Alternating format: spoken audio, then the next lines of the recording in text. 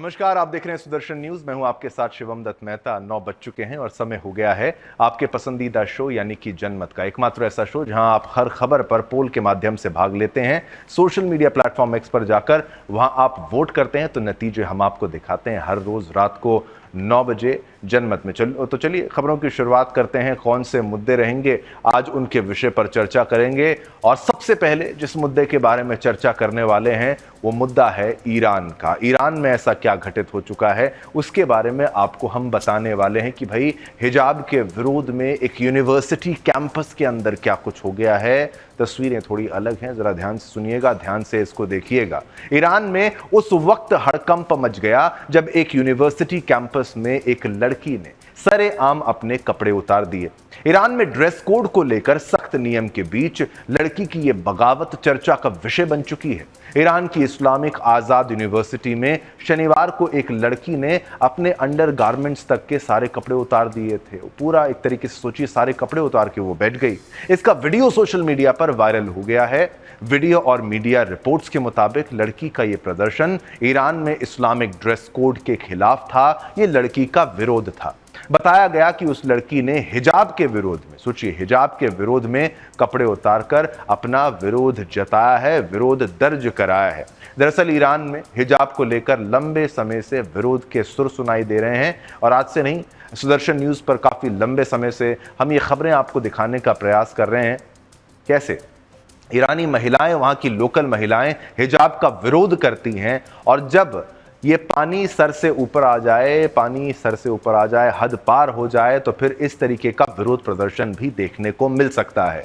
इस लड़की ने हिम्मत दिखाई और विरोध का तरीका थोड़ा अलग था, लेकिन फिर इससे मीडिया अटेंशन पूरे विश्व का, बस कहिए कि कौन सा चैनल होगा जिसने इस खबर को ना दिखाया हो। अब ईरान की फजीहत जो है पूरे विश्व में हो रही है। हिजाब को लेकर लंबे समय से वहां पूरे ईरान में विरोध के सुर सुनाई दे रहे हैं। वहां हिजाब और ड्रेस कोड को लेकर सख्त नियम हैं। वहां पर आप ऐसे ही नहीं घूम सकते और महिलाओं को दबाने का तो खैर क्या ही कहूं, लिस्ट कितनी लंबी कर लीजिएगा, वो छोटी हम बता पाएंगे आपको। लेकिन हिजाब का जो नियम है उसके विरुद्ध किस तरीके से एक आवाज, एक सुर हर रोज उठती है, ये थोड़ा एक्सट्रीम लेवल पर किया गया, लेकिन किया गया। कपड़े पहनने को लेकर महिलाओं पर कई तरह की पाबंदियां हैं। इसी के खिलाफ लड़की ने इस यूनिवर्सिटी में, इस कॉलेज में कपड़े उतारकर अपना विरोध जताया। सोशल मीडिया पर पोस्ट किए गए वीडियो में इस्लामिक आजाद यूनिवर्सिटी के कैंपस में सिक्योरिटी गार्ड्स उस अज्ञात लड़की को पकड़े हुए दिख रहे हैं। वीडियो में लड़की केवल, आप सोचिए, जो अंदर इनर गारमेंट्स होते हैं वो पहन के नजर आ रही है और कैंपस के बाहर इधर उधर घूम भी रही है। यूनिवर्सिटी के प्रवक्ता अमीर मजहब का कहना है कि लड़की बहुत ज्यादा मानसिक दबाव में थी और उसे कोई मानसिक बीमारी भी हो सकती है, लेकिन वो ये नहीं बता रहे कि भाई उसको प्रताड़ित किस तरीके से किया गया होगा, दबाव किस तरीके से बनाया गया होगा। ऐसे किसी को भी पागल बना देना, मानसिक बीमारी बता देना, ये उस विषय को दबाने जैसा है। लेकिन कुछ सोशल मीडिया यूजर्स का मानना है कि लड़की का यह कदम एक सोचा समझा विरोध था। उस लड़की ने सोचा समझा फिर अपना विरोध जताया है। सोशल मीडिया प्लेटफॉर्म एक्स पर लीला नाम की यूजर ने वीडियो पर कमेंट करते हुए लिखा, ज्यादातर महिलाओं के लिए पब्लिक प्लेस पर अंडरगारमेंट्स में होना किसी बुरे सपने जैसा होता और यह सत्य भी है। यह अधिकारियों की तरफ से हिजाब को अनिवार्य करने की जिद के खिलाफ एक रिएक्शन है। सोशल मीडिया पोस्ट के मुताबिक ये लड़की Tehran science and research university की एक छात्रा है, जिसका नाम मैं आपको नहीं बताऊं तो बेहतर होगा। और आप सोचिए, दावा किया गया है कि उसने हिजाब के नियमों को लेकर हो रहे उत्पीड़न के विरोध में अपने कपड़े उतार दिए। इसके बाद उसे बुरी तरह से मारा पीटा गया। इस लड़की को बुरी तरीके से पीटा गया, गिरफ्तार कर लिया गया और खबरें हैं कि उसे एक मनोरोग वार्ड में, यानी मानसिक अस्पताल में, मानसिक चिकित्सा अस्पताल में भेज भी दिया गया है। मरियम नमाजी हैंडल पर एक अन्य पोस्ट में कहा गया है कि ईरान की इस्लामिक हुकूमत की औरतों के खिलाफ नीतियों का विरोध करने के लिए उसका न्यूड प्रोटेस्ट पूरी दुनिया में गूंज रहा है। जब कोई हुकूमत औरतों के शरीर को कंट्रोल करने और उस पर पाबंदियां लगाने पर तुली हो तो नग्नता, विरोध और एहसान फरामोशी जताने का एक अहम तरीका बन जाती है। हालांकि उस लड़की का क्या हुआ इसकी अधिक जानकारी नहीं मिल पाई है, लेकिन डेली हेम्पशायरी ने अपनी वेबसाइट पर सूत्रों के हिसाब से बताया कि इस हरकत को अंजाम देने वाली लड़की को गंभीर मानसिक परेशानी है और जांच के बाद उसे किसी मेंटल हॉस्पिटल भेजा जा सकता है। बता दें कि सितंबर 2022 में हिजाब के नियमों का कथित रूप से उल्लंघन करने के आरोप में ईरानी कुर्द महिला की पुलिस की हिरासत में मौत के बाद से देश भर में हो रहे विरोध के बाद से बड़ी संख्या में महिलाओं ने अपने घूंघट हटाकर नियमों की अवहेलना की थी। हालांकि ईरान में सुरक्षा बलों ने विद्रोह को हिंसक रूप से दबा दिया और ये महिलाओं के प्रति उनकी सोच को भी दिखाता है, उनकी बगावत जो है उनको दबाने का प्रयास भी जताता है। और इस लड़की के द्वारा जैसे कपड़े उतार कर विरोध जताना इसको पड़ा बेहद शर्मनाक है। शर्म आनी चाहिए ईरान को, और इस कट्टरपंथी सोच की विश्व में कोई जगह नहीं है। दबाना महिलाओं को बिल्कुल भी स्वीकार्य नहीं है और ये एक्सट्रीम स्टेप, एक कदम जो लड़की को उठाना पड़ा, ये उसी के कारण हुआ क्योंकि इसको मानसिक रूप से प्रताड़ित किया गया, इसको परेशान किया गया, इस पर दबाव बनाया गया, जिसके बाद इस लड़की ने विरोध के तौर पर कपड़े उतार दिए। और फिर ये तस्वीर आपके टेलीविजन स्क्रीन पर।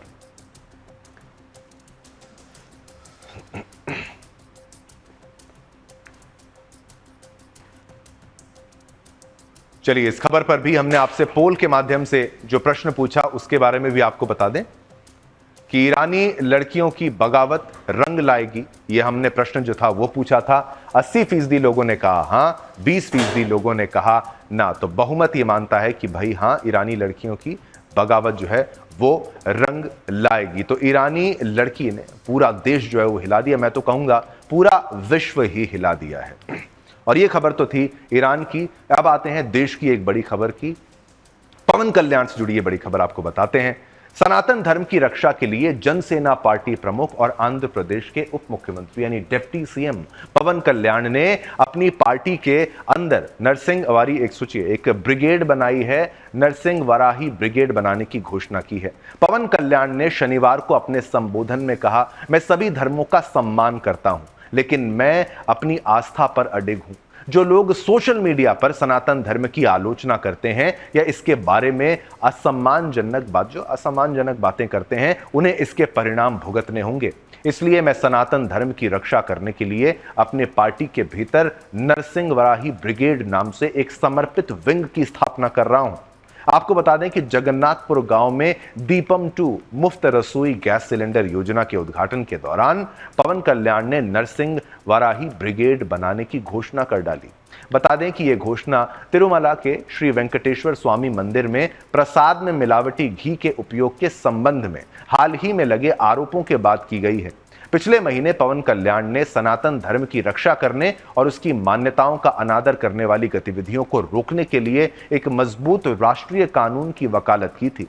तिरुपति में वरही घोषणा समारोह में उन्होंने कहा, सनातन धर्म की रक्षा करने और उसकी मान्यताओं को नुकसान पहुंचाने से रोकने के लिए एक मजबूत राष्ट्रीय कानून की आवश्यकता है। इस कानून को तुरंत लागू किया जाना चाहिए और पूरे भारत में समान रूप से लागू किया जाना चाहिए। पवन कल्याण ने इस कानून के क्रियान्वयन की निगरानी के लिए राष्ट्रीय और राज्य स्तर पर सनातन धर्म संरक्षण बोर्ड की स्थापना का प्रस्ताव रखा, जिसकी गतिविधियों के लिए समर्पित निधि उपलब्ध कराई जाएगी। इसके अतिरिक्त उन्होंने मंदिर के प्रसाद और प्रसाद के इस्तेमाल की जाने वाली सामग्री में शुद्धता सुनिश्चित करने के लिए सनातन धर्म सर्टिफिकेशन की आवश्यकता पर भी बल दिया है। पवन कल्याण ने कहा कि सनातन धर्म को बदनाम करने या उसके खिलाफ नफरत फैलाने वालों के साथ असहयोग किया जाना चाहिए। और सोचिए, सर्टिफिकेट्स यहाँ पर ये सुनिश्चित करेंगे कि भाई जो सर्टिफिकेट्स दिए जाएंगे सुनिश्चित करेगा कि चढ़ावे के लिए केवल शुद्ध सामग्री का उपयोग किया जाए, जिससे हमारे मंदिरों की पवित्रता बनी रहे। श्री लक्ष्मी नरसिंह मंदिर के लिए फंड देने का वादा कल्याण ने शनिवार को आईएस जगन्नाथपुरम में श्री लक्ष्मी नरसिंह मंदिर से अपने जुड़ाव के बारे में भी बात की, जिसका वे 2009 से समर्थन कर रहे हैं। उन्होंने इसके विकास के लिए 4.5 करोड़ रुपए देने का वादा किया है, जिसमें एक सुरक्षात्मक दीवार और मंदिर निर्माण शामिल है।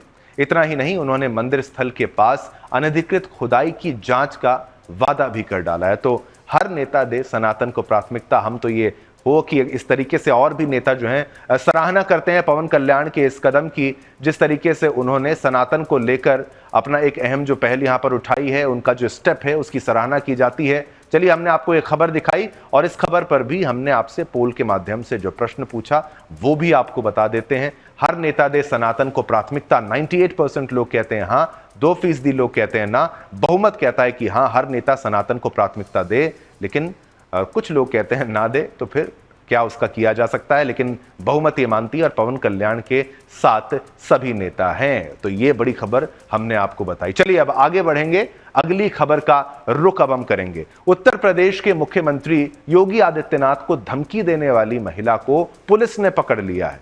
मुंबई पुलिस उससे पूछताछ कर रही है। उसका नाम फातिमा खान बताया जा रहा है। उसकी पूरी कुंडली सामने आ गई है। शनिवार को उसने महाराष्ट्र एटीएस को कॉल करके कहा था कि 10 दिन के भीतर अगर सीएम योगी ने इस्तीफा नहीं दिया तो बाबा सिद्दीकी की तरह जान से मार देंगे। सीएम योगी को धमकी देने वाली महिला फातिमा की उम्र 24 साल है। वह ठाणे के उल्लासनगर की रहने वाली है। वह ग्रेजुएट है, इसके साथ ही पेशे से ग्राफिक डिजाइनर का काम करती है। महिला के भाई और पिता का कहना है कि महिला मानसिक रूप से कमजोर है। हालांकि पुलिस ने महिला को गिरफ्तार कर लिया है। फिलहाल उसके घर पर ही पूछताछ हो रही है। बता दें कि उत्तर प्रदेश के मुख्यमंत्री योगी आदित्यनाथ के लिए यह धमकी भरा call Mumbai police control room में आया था, जिसमें कहा गया है कि सीएम योगी ने यदि 10 दिन के भीतर इस्तीफा नहीं दिया तो बाबा सिद्दीकी जैसा हाल करेंगे। उन्हें जान से मारने की धमकी दी गई है। इससे पुलिस में हड़कंप मच गया है। धमकी देने वाले की पहचान महिला के रूप में हुई है। उससे पुलिस पूछताछ में जुटी हुई है। गौरतलब है कि महाराष्ट्र के कांग्रेस पार्टी से नेता बाबा सिद्दीकी की 12 अक्टूबर दशहरा के दिन हत्या कर दी गई, जिसके महज 15 दिन पहले ही उन्हें जान से मारने की धमकी मिली थी, जिसके बाद उन्हें वाई श्रेणी की सुरक्षा दी गई थी। हालांकि ये सुरक्षा व्यवस्था उनकी जान बचाने के लिए नाकाफी साबित हुई है। बाबा सिद्दीकी हत्याकांड की तरह सीएम योगी को जान से मारने की जो धमकी दी गई है, इसको बहुत सीरियसली लिया जाना चाहिए। केवल महिला को मानसिक रूप से बीमार है या कुछ है, कमजोर है, इतना कह देने से सीएम योगी के ऊपर ऐसी धमकियों से उसको जांच पड़ताल को आगे ही बढ़ाना चाहिए, क्योंकि उत्तर प्रदेश की बागडोर संभाल रहे हैं और हिंदुत्व के पुरोधा हैं। हिंदुत्व को आगे लेकर जो व्यक्ति चल रहा है, अगर उसको टारगेट किया जाए, और ये साजिश किसकी हो सकती है कि भाई इस्तीफा दो, इस्तीफा देने वाली बात उस मुस्लिम महिला के मुंह से ही क्यों निकली? उससे करवाया गया, उसने किया है, दबाव में किया है, जानबूझकर किया है। ये तमाम वो विषय हैं जिसकी गहनता से जांच पड़ताल की जानी चाहिए और इसको अंजाम तक पहुंचाना चाहिए, क्योंकि गिरफ्तारी तो हो गई, लेकिन सीएम योगी को आए दिन कोई ना कोई खतरा जो है वो बना रहता है। और इसी से ये प्रश्न सामने आता है कि आखिर कब उनकी सुरक्षा में ऐसी चूकों में कमी आएगी और ऐसी धमकियों में कमी आएगी। अब आगे बढ़ते हैं, बात करेंगे उत्तर प्रदेश उपचुनाव के बीच जारी घमासान की। जैसे जैसे उपचुनाव की तारीख पास आ रही है, वैसे वैसे सियासत के बिगुल का शोर भी बढ़ता जा रहा है। यूपी में 9 विधानसभा सीटों के उपचुनाव से पहले समाजवादी पार्टी और बीजेपी के बीच पोस्टर वॉर जारी है। हर नई तारीख एक नया पोस्टर देखने को मिल रहा है, जिसकी वजह से यूपी की 9 विधानसभा सीटों पर होने वाले उपचुनाव की लड़ाई दिलचस्प होती जा रही है। भाजपा और सपा के बीच बयानबाजी के साथ साथ नए नारों के जरिए मतदाताओं को अपनी ओर करने की कोशिशें तेज होती जा रही हैं। मुख्यमंत्री योगी आदित्यनाथ के द्वारा बटेंगे तो कटेंगे का नारा देने के बाद सपा ने भी अपना नया नारा दे दिया है। सपा नेताओं द्वारा लगाई गई होर्डिंग में लिखा गया है कि 2027 के सत्ताधीश ना बटेंगे ना कटेंगे, पीडीए के संग रहेंगे। अब भाजपा के एक रहेंगे तो सेफ रहेंगे वाले नारे पर भी सपा ने नए पोस्टर की एंट्री की है, जिसके जरिए सपा ने बीजेपी पर निशाना साधा है। पोस्टर में लिखा है, मठाधीश बांटेंगे और काटेंगे, पीडीए जोड़ेगी और जीतेगी। आप सोचिए, इस पोस्ट की वजह से, इस पोस्टर वॉर की वजह से एक बार फिर यूपी की सियासी गलियारों में पोस्टर वॉर की चर्चाएं तेज हो गई हैं। दरअसल यूपी में विधानसभा चुनाव से पहले बीजेपी और समाजवादी पार्टी अपना पूरा जोर लगा रही है। चुनावी घमासान के बीच पोस्टर वॉर पर बयानबाजियां भी जारी हैं। राजनीतिक सरगर्मी के बीच उपचुनाव को लेकर सभी दलों के नेता किस प्रकार एक दूसरे पर भारी हैं, जरा आप भी सुनिए।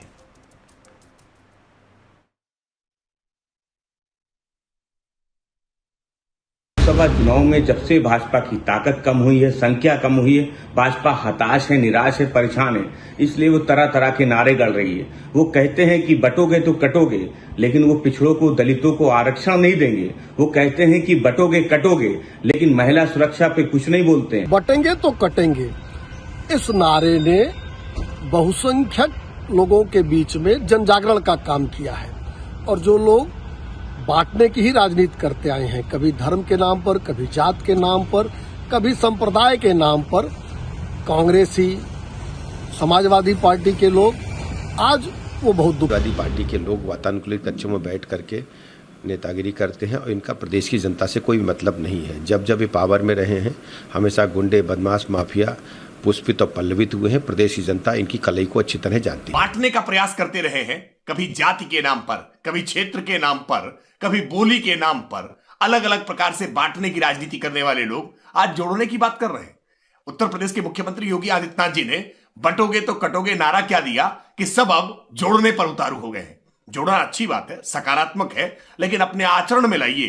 केवल नारे लगाने से, केवल होर्डिंग लगा देने से ये जोड़ने का नाटक नहीं हो सकता। समाज में जो लोग हैं सबको जीने का अधिकार है, सबको काम करने का अधिकार है।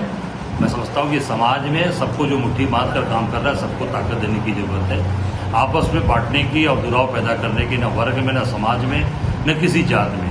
ये भाजपा का काम है कि केवल और केवल लोगों को वर्गवाद करना, जातना, बांटना, ये भाजपा का काम है। इसी पर भाजपा काम करते चले। देखिए, श्री अखिलेश यादव जी स्वयं गहरे तनाव के दौर से गुजर रहे हैं, क्योंकि यूपी के उपचुनाव में कांग्रेस ने उनका साथ छोड़ दिया है और कांग्रेस ने महाराष्ट्र और झारखंड में समाजवादी पार्टी का साथ छोड़ दिया है। तो इसलिए वो स्वयं तनाव में।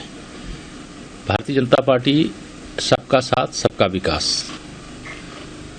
एक रहेंगे तो सेफ रहेंगे मंत्र के साथ लगातार काम कर रही है। माननीय प्रधानमंत्री श्री नरेंद्र मोदी जी 2014 में देश की बागडोर संभाले और अब तक देश ने प्रगति के इतने कीर्तिमान स्थापित किए हैं कि पूरी दुनिया के अंदर 2014 से पहले भारत को जो सम्मान मिलना चाहिए, जो स्थान मिलना चाहिए, जो पहचान मिलना चाहिए, तो नहीं मिल पाता था।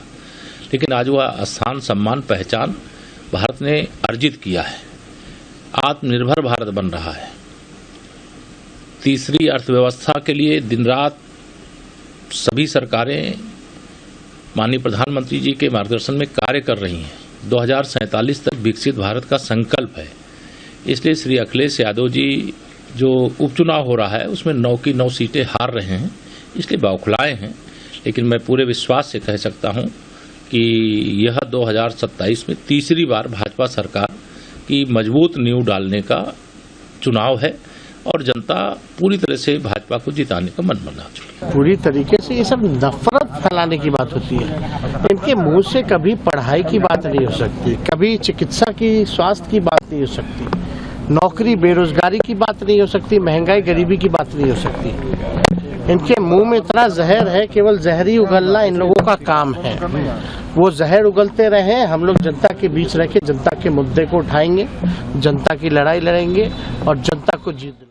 इसके साथ ही बसपा चीफ मायावती ने भी मुख्यमंत्री योगी आदित्यनाथ के बटेंगे तो कटेंगे पर प्रतिक्रिया जताई है। बसपा सुप्रीमो मायावती ने कहा कि चुनाव में जनता का ध्यान बांटने के लिए बीजेपी बटेंगे तो कटेंगे और सपा के लोग जुड़ेंगे तो जीतेंगे जैसे नारों को प्रचारित करने में लगे हैं।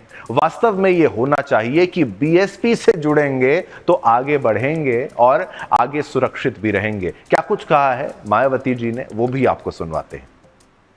बार इन सभी विधानसभा की सीटों पर बीएसपी भी अकेले ये चुनाव लड़ रही है, तो तब से बीजेपी व सपा गठबंधन की नींद उड़ी हुई है। जब से उन्हें मालूम पड़ा कि बीएसपी भी 9 विधान की नींद उड़ी हुई है, जब से उन्हें मालूम पड़ा कि बीएसपी भी 9 विधानसभा की सीटों पर बाई इलेक्शन लड़ रही है, तो तब से बीजेपी व सपा गठबंधन की नींद उड़ी हुई है। क्योंकि बीएसपी ने यहाँ काफ़ी समय से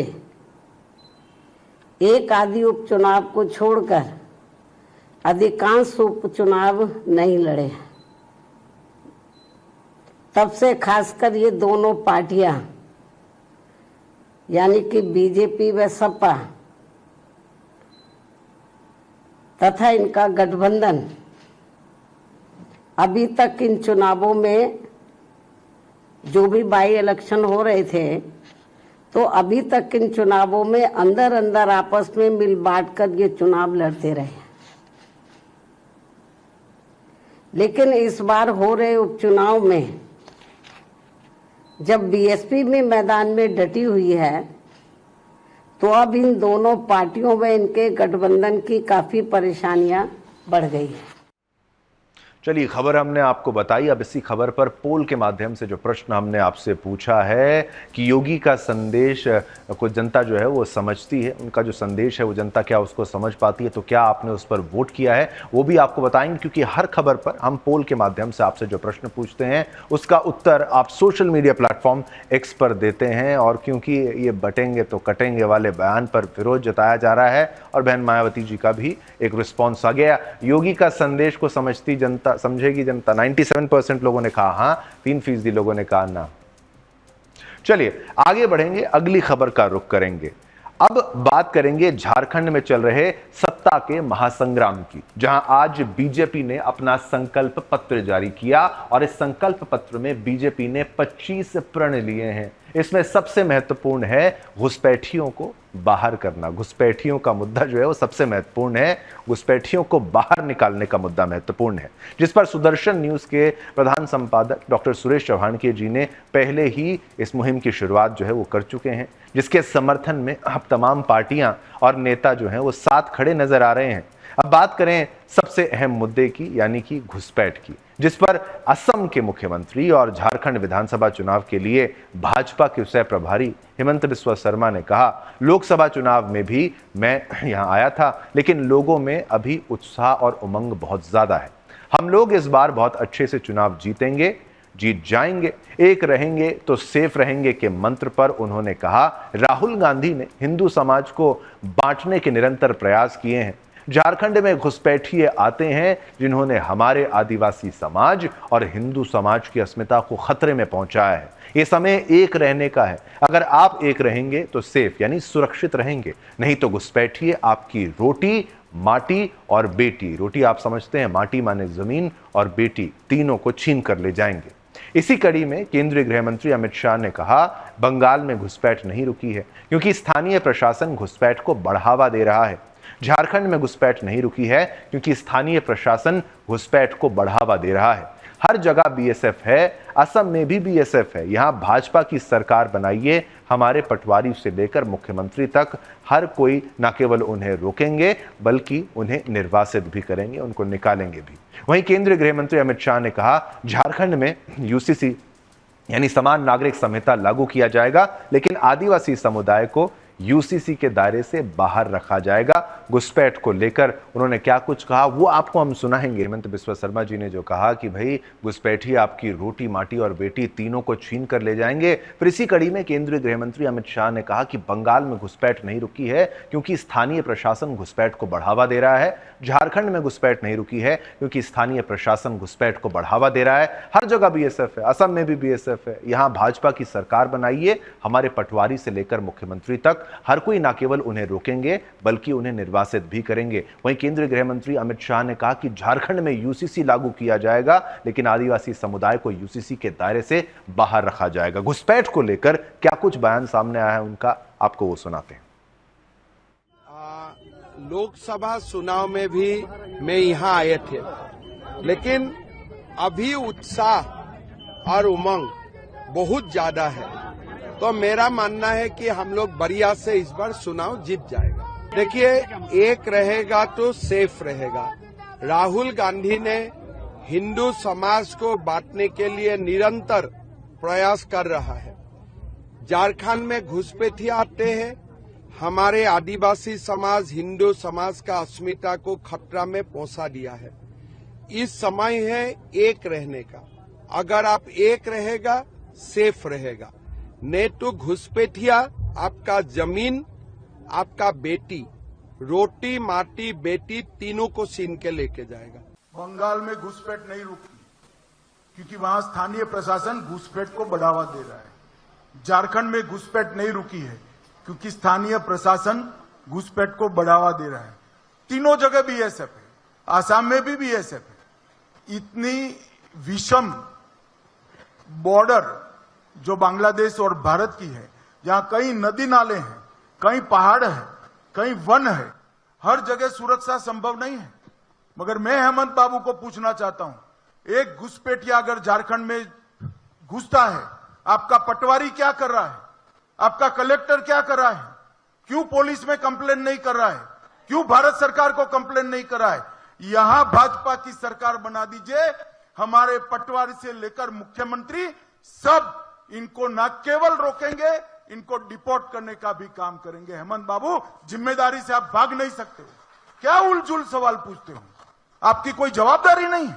ऐसा कोई मुख्यमंत्री होता है जो राज्य की सीमाओं से घुसपैठ हो और जिम्मेदारी केंद्र पर थोपे? और आपका तो इरादा भी नहीं है। जब झारखंड हाईकोर्ट ने कहा इसको रोकने का क्या प्रयास करेंगे? आपने शपथ पत्र पर आपकी सरकार ने ना बोला है कि हम नहीं रोकेंगे। मगर अब आपका समय समाप्त हुआ है। भारतीय जनता पार्टी की सरकार बन रही है, हम इसको रोकेंगे भी, चिन्हित भी करेंगे और वापस भी भेजने का काम भारतीय जनता पार्टी की। झारखंड में यूसीसी जरूर आएगा। हमारी सरकार झारखंड में यूसीसी लाएगी, मगर यूसीसी से आदिवासियों को पूर्णतया हम बाहर रखेंगे। कोई आदिवासी के अधिकार और कानून को यूसीसी से हम नहीं छेड़ेंगे। अभी बोलता है एनआरसी लागू करेंगे, यूसीसी लागू करेंगे। हमने कहा ना या एनआरसी चलेगा ना यूसीसी चलेगा। यहां चलेगा तो सीएनटी एक्ट चलेगा, एसपीटी एक्ट चलेगा और पेशा कानून चलेगा। कहां से ये लोग बौद्धिक लोग दिमाग लगा करके हम लोग बौद्धिक तरीके से कब्जा करने की कोशिश करता है। इसीलिए अपने बाल बच्चों को पढ़ाइए लिखाइए। अब आप लोगों के बच्चों को इंजीनियर, डॉक्टर, वकील, पत्रकार बड़ा बनाना है। इसके लिए बहुत अधिक पैसा खर्चा होता है। हम लोगों ने इस राज्य में गुरुजी क्रेडिट कार्ड हम लोगों ने प्रारंभ की है योजना। आप लोग सभी छात्र छात्राएं उस कार्ड को लीजिए। कल को इंजीनियर, वकील, डॉक्टर, आईएएस, आईपीएस में आपका एडमिशन होगा, आपको तुरंत फीस भरना होगा। 10 लाख, 15 लाख, 5 लाख आप पैसा जुगाड़ नहीं कर पाएंगे। गुरुजी क्रेडिट कार्ड बैंक में लेके जाइए, 5 मिनट में आपको 15 लाख रुपए मिल जाएगा आपको पढ़ने के लिए। आपको बता दें कि हिंदू स्वाभिमान की रक्षा के लिए धर्म योद्धा डॉक्टर सुरेश चौहानके जी ने जनता एनआरसी आंदोलन की शुरुआत की है, जिसके तहत सुदर्शन न्यूज के प्रधान संपादक श्री सुरेश चौहानके जी ने यात्रा भी निकाली है। इसी मौके पर डॉक्टर सुरेश चौहानके जी ने बताया कि पाकिस्तान में 1% से भी कम हिंदू 17% टैक्स देते हैं, लेकिन क्या वे वहां सुरक्षित हैं? भारत में 20% से ज्यादा मुसलमान 2% टैक्स भी नहीं देते, लेकिन वे यहां सुरक्षित हैं। अब सोचने को बहुत कुछ है। महाराष्ट्र में चुनाव से पहले डॉक्टर सुरेश चौहानके जी ने कहा कि यह चुनाव सिर्फ वोटों का नहीं, हिंदुत्व के अस्तित्व का है। क्या आप अफगानिस्तान की तरह लोकतंत्र के बिना रहना चाहते हैं या भारत के लोकतंत्र को बचाना चाहते हैं? फैसला स्वयं लें। चुनाव महत्वपूर्ण नहीं, असली लड़ाई हिंदुत्व की रक्षा की है। इससे पहले सोलापुर में डॉक्टर सुरेश चौहानके जी ने कहा कि घुसपैठियों ने भारत की जमीन और संसाधनों पर कब्जा कर लिया है। महाराष्ट्र में 1.37 करोड़ एकड़ जमीन पर 1 करोड़ घुसपैठियों का कब्जा है। ये लोग ना सिर्फ देश की सुरक्षा को खतरे में डाल रहे हैं, बल्कि हमारी मेहनत के पैसों पर ऐश भी कर रहे हैं। अगर इन्हें बाहर निकाला जाए तो 10-12 लाख घर खाली होंगे जो महाराष्ट्र के गरीबों को दिए जा सकते हैं। हमारी जमीन, हमारे घर और हमारा हक वापस पाने का वक्त अब आ चुका है। सोलापुर में ही उन्होंने राष्ट्रीय सुरक्षा के सवाल उठाते हुए कहा कि अगर हम अपने घर की रक्षा करते हैं तो देश की क्यों नहीं। एनआरसी सिर्फ एक कानून नहीं बल्कि भारत को घुसपैठियों से मुक्त कराने का एक हथियार है। महाराष्ट्र की उस मराठा भूमि से एक आवाज उठी जिसने अटक से कटक तक भगवा लहराया था। अब उसी शक्ति ने घुसपैठियों को खदेड़ने की ठान ली है। ये सिर्फ चुनावी मुद्दे नहीं है, ये मातृभूमि की रक्षा की लड़ाई है। उपस्थित जनता के भीतर जोश जगाते हुए, राज्य और राष्ट्र की सुरक्षा के प्रति जागरूक करते हुए धर्म योद्धा डॉक्टर सुरेश चौहानके जी ने कहा, जागो, एनआरसी तभी आएगा वरना हमारे पुरखों का बलिदान व्यर्थ चला जाएगा। तो जनता एनआरसी की बात करते हुए डॉक्टर सुरेश चौहानके जी ने सभी को जागरूक करने का प्रयास किया और हम भी आपको जागरूक करने का प्रयास करते हैं। शायद इस खबर पर पोल भी हमने आपके लिए तैयार किया था। हमने आपसे हर खबर पर पोल के माध्यम से एक प्रश्न पूछा था। जनता एनआरसी की मुहिम में आपसे मैं पुनः अनुरोध करूंगा कि आप जुड़िए। हमने नंबर्स भी आपको दिखाए, आप मिस कॉल के जरिए भी जुड़िए। और अब चलिए वापस आते हैं, कोई बात नहीं, पोल के बारे में आपको बताते हैं। जो पोल हमने आपके लिए तैयार किया, घुसपैठ पर लगनी चाहिए लगाम, ये हमने प्रश्न जब पूछा 98% लोगों ने कहा हाँ, 2% लोगों ने कहा ना। बहुमत चाहता है घुसपैठ पर लगाम लग जानी चाहिए। अब खबर यूपी के रायबरेली से है, जहां डलमऊ थाना क्षेत्र के एक घुरवारा चौकी में एक रिटायर्ड फौजी से मारपीट का मामला सामने आया है, जिसमें रिटायर्ड फौजी इंदल सिंह ने पुलिस वालों पर ज्यादती करने का आरोप लगा डाला। वहीं पुलिस का आरोप है, और जैसा कि वीडियो में भी आप थोड़ी देर में आपको दिखाएंगे, देखा जा सकेगा कि मारपीट के दौरान पुलिस की वर्दी फटी हुई है और पुलिस ने कहा कि आरोपी लोगों को थाने लेकर आया और चौकी इंचार्ज से उलझ गया और मारपीट शुरू कर दी। आप वीडियो में यह भी देख सकते हैं कि पुलिस ने फौजी के साथ मारपीट की है। तो यह भी एक तस्वीर है, वर्दी फटने की भी एक तस्वीर है, मारपीट की भी तस्वीर है, और ये भी देख सकते हैं फौजी को मारकर उसकी मारपीट उसके साथ करके उसका चेहरा काला पड़ा हुआ है और एक आंख पर काफी गंभीर चोट भी आई है। वहीं अब ये पूरा मामला तूल पकड़ता जा रहा है और रिटायर्ड फौजी के पक्ष में रिटायर्ड फौजी संगठन के लोग पुलिस अधीक्षक कार्यालय पहुंचकर चौकी इंचार्ज पर सख्त कार्रवाई की मांग कर चुके हैं और कहा है कि अगर चौकी इंचार्ज पर कार्रवाई नहीं होगी तो संगठन मुख्यमंत्री से मिलकर आगे की रणनीति तय करेगा। वहीं इस पूरे मामले पर अपर पुलिस अधीक्षक ने बयान देकर कहा कि पूर्व फौजी असलहों से लैस होकर पुलिस बल पर हमला करने पहुंचा था, जिसके बाद पुलिस ने आवश्यक बल प्रयोग करते हुए फौजी व 8 लोगों को गिरफ्तार किया था और चौकी इंचार्ज पर लगे आरोपों की जांच के लिए इस मामले को नगर क्षेत्राधिकारी को सौंप दिया गया है। अब इस मामले पर पूर्व फौजी और एसपी का क्या कहना है वो भी आपको सुनाते हैं ताकि दोनों पक्षों की बात सामने आए।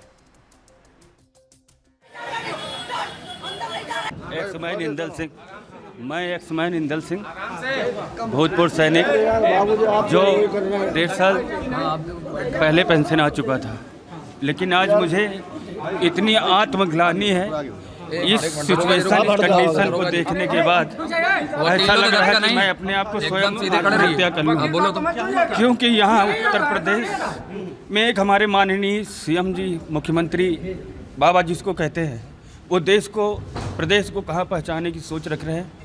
और आज अगर छोटी सी भी कोई दुर्घटना हो जाए, अगर हम कोई हेल्प प्रशासन से, पुलिस से मांगते हैं, अगर ये बता दें कि हम फौजी हैं, तो इतना गंदा व्यवहार उनके साथ होता है कि मैं उनको शब्दों से बयान नहीं कर सकता हूँ। माननीय मुख्यमंत्री तक मैं ये अपना संवेदन पहुँचाना चाहता हूँ कि आज जो घटना हुई है उससे मैं इतना ज़्यादा दुखी हो चुका हूँ।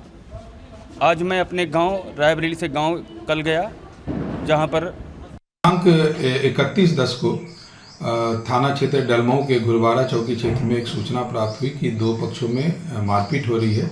सूचना पर मौके पर स्थानीय पुलिस पहुंची तथा दोनों पक्षों को चौकी पर ले आई।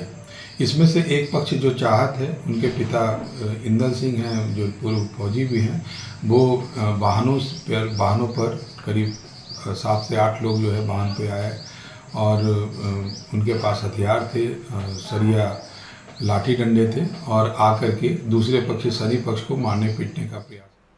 चलिए आगे बढ़ते हैं, मामला आपको दिखाए, एक महत्वपूर्ण खबर आपको बताते हैं। अब खबर आपको दिखाते हैं बांग्लादेश से, जहां सरेआम हिंदू लड़के का धर्म परिवर्तन कराया जा रहा था और उसे हिंदू से मुस्लिम बनाया जा रहा था। पूरी दुनिया के लोग ये सब देखने के बाद भी चुप हैं, यानी कि बांग्लादेश में हिंदुओं पर हो रहे अत्याचार से उन्हें कुछ भी लेना देना नहीं है। अगर यही भारत में किसी मजहब विशेष युवक या युवती के साथ कुछ छोटी सी भी घटना हो जाती तो मामला यूएन तक पहुंच जाता और सेक्युलर गैंग अपनी छाती पीट पीट कर एक तरीके से विलाप करना शुरू कर देते। लेकिन आज ना तो यूएन कुछ बोल रहा है और ना ही दुनिया भर के लिबरल और सेक्युलर कुछ बोल रहे हैं। मुंह में ताला लगा है, दही जम गई है, क्योंकि प्रताड़ित होने वाला कोई मजहब विशेष का नहीं है, कोई मुसलमान नहीं है, बल्कि हिंदू धर्म का है। आइए अब आपको ये पूरी खबर बताते हैं विस्तार से। बांग्लादेश में शनिवार रात लगभग 8 बजे लाल मोनारी हाट शहर के कलेक्ट्रेट मैदान में एक रैली आयोजित की गई थी। अहले हदीस बांग्लादेश के प्रमुख प्रोफेसर डॉक्टर मोहम्मद असदुल्ला अल गालिब ने मंच पर हिंदू कॉलेज छात्र को इस्लामिक कलमा पढ़ाकर मुस्लिम बना डाला। हिंदू छात्र का नाम उत्पल कुमार बताया जाता है, जो लाल मोनारी हाट के आदितमारी उपजिले के पलाशियान के गांव नित्यानंद नामुरी में रहता है। वो लाल मोनारी हाट के काकीना उत्तर बांग्ला कॉलेज में राजनीति विज्ञान यानी पॉलिटिकल साइंस में ऑनर्स द्वितीय वर्ष का छात्र था, सेकेंड ईयर का छात्र था, पॉलिटिकल साइंस में ऑनर्स कर रहा था। अब उन्होंने अपना नया नाम अब्दुल्ला अल मुजाहिद इस्लाम रखा है। लड़के के माता पिता ने आरोप लगाया है कि उनके बेटे उत्पल कुमार रॉय 27 अक्टूबर से जो है घर से लापता थे और उसे जबरन मुसलमान बनने के लिए मजबूर किया गया था। गांव के कुछ स्थानीय मुस्लिम युवक पिछले कुछ दिनों से उसके बेटे यानी उनके बेटे का सहयोग कर रहे थे। उनके माता पिता का कहना है कि उनका बेटा कभी भी अपनी मर्जी से मुसलमान नहीं बन सकता। ये एक बहुत बड़ी गलती है। उन्होंने कहा यह साजिश है और हमारे बेटे के साथ धोखा हुआ है। मुस्लिम बनने के बाद लड़के के अहले हदीस के मंच पर दान के रूप में उसको नगद पैसे मिले। रैली में भाग लेने वाले अहले हदीस के सदस्यों ने अपनी क्षमता के अनुसार नगद पैसे भी उसको दान दिए, यानी लालच। नया मुस्लिम बनने पर कॉलेज लगभग 90,000 टका यानी वहां पर टका जो कि वहां की बांग्लादेश की मुद्रा है, दान के रूप में उसको मिला। ये कॉलेज दे रहा है 90,000 टका वहां पर। आपको बता दें कि हिंदू युवक को कन्वर्ट करने के लिए पहले से ही पूरी योजना बनाई गई थी, सब कुछ प्लान्ड था और स्टेज के ऊपर ले जाकर इस तरीके से ये जो नापाक साजिशें करते हैं ना, ये सारा पर्दाफाश हो चुका है। हम चीख चीख कर बोलते हैं हर रोज सुदर्शन न्यूज पर कि बांग्लादेश में स्थिति ठीक नहीं है। ये उदाहरण है, इसकी शक्ल देखिए इस लड़के की, आपको समझ में आएगा कि किस प्रेशर में इसको कन्वर्ट किया गया होगा। योजना बनाई गई और हिंदू लड़के को अहले हदीस मंच पर मुसलमान बना दिया गया। चलिए, आज समय इतनी अनुमति देता है आपसे संवाद करने की। कल फिर मुलाकात होगी, नए मुद्दे होंगे, नई खबरें होंगी। तब तक के लिए आज्ञा दीजिए मुझे यानी शिवम दत्त मेहता को, मेरी और मेरी पूरी टीम की तरफ से आप सभी को जय हिंद, जय भारत, जय हिंदुस्तान।